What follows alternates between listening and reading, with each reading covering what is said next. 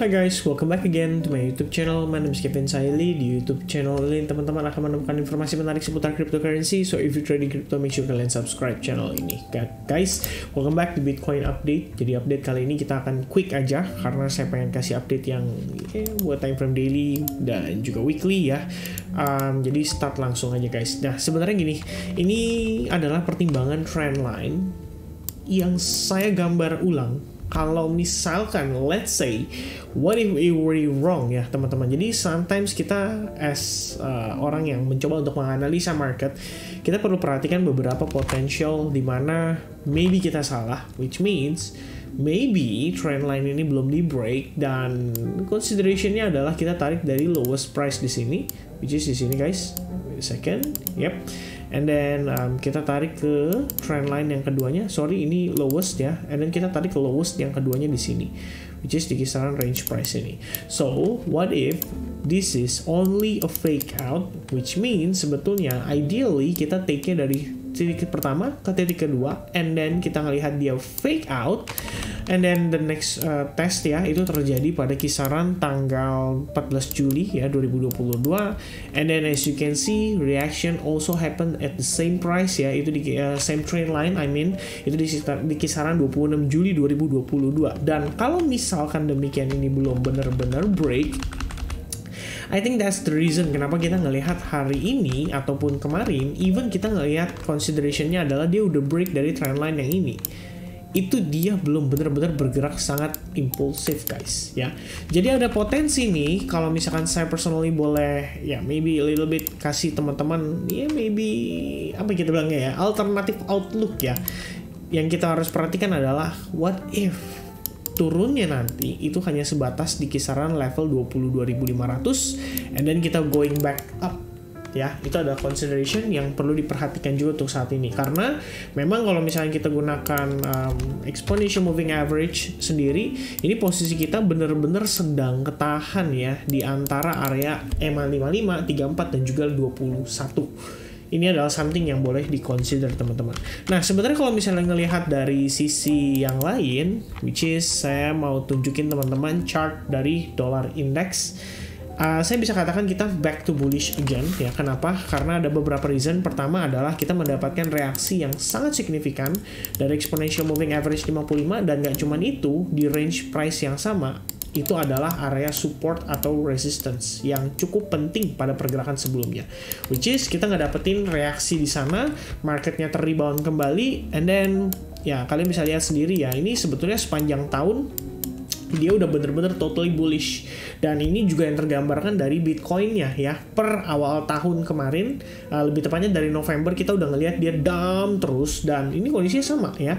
Dari awal tahun itu sekitar Desember ya, Januari Desember kita naik mulai ya, ada reaksi, and then boom, sorry itu tadi 2021 ya, bener sih ya, kita ngelihat terakhir dump itu kan adalah November 2021. Jadi per November kita ngelihat dia udah mulai rally, dan setelah itu kita dapetin gain pada dollar index sangat signifikan yang tentu saja ini berpengaruh terhadap harga daripada Bitcoin sendiri. Jadi kalau kita lihat saat ini trennya pada dollar index itu strong bullish. Reasonnya simple banget, karena masih akan ada kenaikan suku bunga dan big potentialnya tadi saya ngecek terakhir ya, memang sih sebenarnya ada potensi kita akan ngelihat turun ya, maksudnya dalam artian tadinya kan mereka cukup confident untuk naikin di kisaran 0,75. Sekarang kalau kita lihat berdasarkan data dan prediksi terakhirnya ya, atau probabilitas yang terakhirnya, sorry ini current aja, kita lihat dari yang sini aja, itu kemungkinannya 60% akan naik di angka 275 sampai 300 BPS, which means perkiraannya adalah naik sekitar 0,5%. Jadi kalau misalnya menilai dari kondisi saat ini, yang udah pasti adalah dolar itu masih punya potensi untuk menguat. Kenapa? Karena dengan kenaikannya suku bunga itu ya tetap akan memicu ya, dalam artian orang-orang untuk mungkin lebih mempertimbangkan untuk ya tidak membelanjakan dolar mereka gitu ya. Ya lebih prefer untuk saving lah ibaratnya. Jadi kalau misalnya ngelihat saat ini situasinya guys ya, saya mungkin sekalian hilangin dulu si exponential moving average, kalian bisa lihat di sini sebenarnya terdapat sebuah trend line dan kita basically udah breakdown dari trend line itu. Entah ini lagi proses testing terhadap trend line atau memang ini sebetulnya bisa diconsider juga bahwa there might be a possibility of falling wedge terbentuk dan kita sudah melihat dia sudah break dari falling wedge-nya. Dan situasi atau skenario ini sebetulnya lebih kurang mirip dengan situasi di USDT dominance. Jadi kalau teman-teman yang mungkin sering analisis USDT dominance, ini posisi kita terhadap si trend line daripada si falling wedge-nya itu juga soon ada potensi untuk breakout. Kalau misalkan breakout happens, maka big potentialnya untuk market price si dolar ini kemungkinan akan naik, begitupun untuk si Bitcoin kemungkinan akan turun ya. Itu akan kita perhatikan, akan kita fully screening untuk saat ini karena menurut saya itu adalah part yang cukup penting ya untuk kita pantau saat ini. Dan ini sekali lagi saya sampaikan ini subjektif banget, jadi teman-teman bisa bebas kayak tarik trend line-nya dari mana yang kalian suka gitu ya. Dalam arti kalau misalnya kalian considernya tariknya seperti ini, berarti kalian mungkin akan lebih konservatif dan akan lebih mempertimbangkan untuk still looking Bitcoin as bullish scenario gitu ya. Karena kalau buat saya personally sih even kita let's say ini kalau dari saya ya, balik lagi pendapat pandangan saya guys. Kalau misalnya kita ngelihat ini let's say as a rising wedge dan basically kita udah breakdown, which is ini adalah proses retest kita terhadap rising wedge.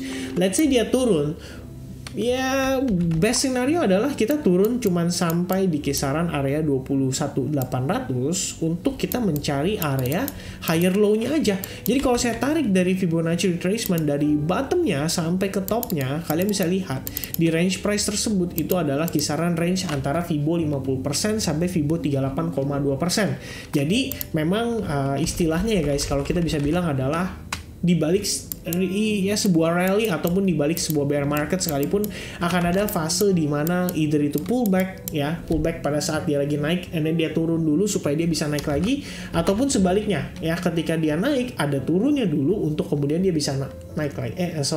Ketika dia turun ada naiknya dulu supaya dia bisa turun lagi ya.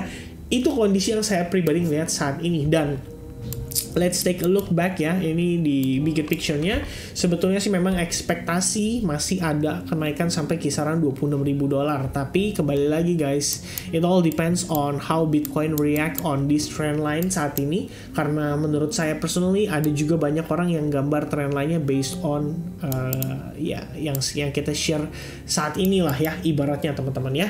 Jadi sekali lagi saya katakan trend line itu sifatnya trendline lah ya, sifatnya itu sangat subjektif. Ada orang yang gambar dari tail to tail candle, ada orang yang gambar dari body to body candle, dan intinya semua ada marketnya masing-masing. Which means kalau misalnya kita bilang ini dia sudah break dari trendline, saya cukup yakin akan ada orang-orang di luar sana juga yang sama ngelihatnya ya. Dalam arti ini udah break nih dari trendline. Tinggal permasalahannya adalah kita ngelihat dulu proses pullbacknya. Dan saat ini saya akan bawa teman-teman ke time frame hourly untuk kita ngelihat lebih clear, lebih detail. Pada dasarnya kalau kita lihat ini chart yang saya share ke advance group ya. Jadi kalau kita lihat sebetulnya ini terbentuk sebuah descending channel ya, dimana dua titik highest sudah ketemu dan dua titik lowest sudah ketemu, dan lagi prosesnya saat ini itu cenderung sideways guys di dalam sebuah range. Cuman kalau mau kita detailkan, let's say kita lihat dari time frame yang lebih kecil dan itu di 15 menit ya. Sebetulnya kelihatan tadi udah sempat ada proses penguatan ya, more like this, and then kita ngelihat dia sudah ter-reject ya terhadap sebuah range price yang bisa dikonsider sebagai area yang cukup penting, karena kita ngelihat di sini itu sebelumnya dia sudah berhasil break ya. Lalu proses naiknya di sini ada resistance berhasil di break, which means ini area yang penting ya. And then di sini ada resistance also berhasil di break, which means ini adalah area yang penting ya kita bisa bilang. Dan di sini harusnya prosesnya fake out, jadi nggak terlalu confirm bahwa kita udah break di sana. Dan terakhir proses Bitcoin itu udah turun signifikan, bahkan berhasil nge-break dua area support yang ada di range price yang saya gambarkan ini. Jadi kalau misalnya ngelihat sekilas, ini posisi kita sebetulnya dari segi momentum sudah lebih condong ke arah turun ya guys. Kita udah lihat dia mulai rebound, dia mulai retest lagi. Retestnya terhadap area mana? Kalau saya boleh tambahkan, ini ada dua trend line kita bisa perhatikan, which is di sini satu, dan ini sudah berhasil di break juga terhadap bottomnya ya. Jadi more like this.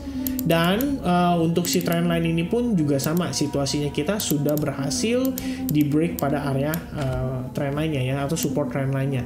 Nah proses sekarang itu bisa aja mencangkup retest ya, jadi break and then retest before nantinya dia turun lagi guys. Nah ini kalau bisa ditambahin ya, ini di kisaran range price ini terdapat area yang saya bisa consider sebagai potensi untuk kembali mendapatkan selling pressure ya, dimana ketika dia balik ya ini harusnya punya pengaruh lah, dalam artian apakah di sini si Bitcoin bisa berhasil nge-break di situ. Kalau misalkan dia gagal, artinya selling pressure itu masih berlanjut dan ada potensi atau possibility bahwa kita bisa melihat dia nantinya akan create semacam lower low, lower high again ya. Dan ini artinya based on time frame daily, big possibility-nya kita benar-benar terkonfirmasi 2 hari berturut-turut close candle di bawah trend line yang kita sudah gambarkan. Jadi untuk time frame weekly-nya sedikit tambahan aja ya. Kalau misalnya kita ngelihat pekan ini dia turun di bawah kisaran 23.000, itu artinya kita gagal maintain weekly moving average guys. Dan tentu saja ini merupakan reaksi juga dari apa yang kita lihat candle dalam sepekan atau 2 pekan terakhir. Jadi memang kita belum melihat maybe Bitcoin cukup punya power untuk nge-pump lagi ya, untuk naik sampai ngejar 28.000, maybe dia perlu ngambil liquidity dulu ya. Jadi kita perlu cari orang-orang istilahnya yang mau jualan, baru big fund-nya itu atau whales-nya bisa start beli. Jadi mereka harus bikin skenario-nya terlihat seakan-akan market itu akan langsung lanjut turun, padahal sebenarnya masih ada possibility untuk dia naik sekali lagi ya. Nah itu sebenarnya situasi di mana, ini asumsi saya ya, dimana kalau misalkan dolar indeksnya ternyata dia mentok-mentoknya itu membentuk semacam double top pattern, habis itu dia baru turun guys. Jadi memang in the end dolarnya harus naik dulu nih. Pertanyaannya naiknya sejauh mana? Kalian bisa lihat ya, di sini terdapat trend line, dan juga kalau kita bisa tambahkan satu kali lagi adalah Fibonacci retracement. Dan selama kita belum break dari Fibonacci 1,8%, which means 107,50 indeksnya, berarti kita masih punya possibility untuk ngelihat Bitcoin rebound ya. Jadi itu concern saya, itu cuma saya sampaikan aja concern saya ke teman-teman. Kalau misalnya ditanya overall, saya masih cukup confident ngelihat arahnya based on short term time frame, ini basically masih cenderung ke arah bawah. Jadi kita masih bisa ngelihat dia turun dulu. Dan ya, I think teman-teman itu aja ya, mungkin sekalian update seputar yang saya sampaikan pada pagi hari ini ya teman-teman ya. I hope teman-teman bisa mendapatkan informasi sejelas-jelasnya dari apa yang saya sampaikan. Tentu saja memang yang namanya trading itu kita bermain dengan probabilitas, ada banyak sekali opsi yang kita harus pertimbangkan dan kita harus lihat dengan istilahnya bigger view ya. Kayak there's so much possibility karena kita di sini ngelihat chart, price action, fundamental based on psikologis seluruh manusia yang saat ini sedang trading di market cryptocurrency. Alright, I think that's it teman-teman. Thank you so much for watching. I hope you guys enjoy the content, enjoy the information, and hopefully kita bisa ketemu lagi di next update. Jangan lupa subscribe channel ini. Don't forget to give me your thumbs up juga di dalam YouTube video ini. Semoga bisa bermanfaat. Have a nice day everybody. Sampai ketemu di update berikutnya. Cheers and bye-bye.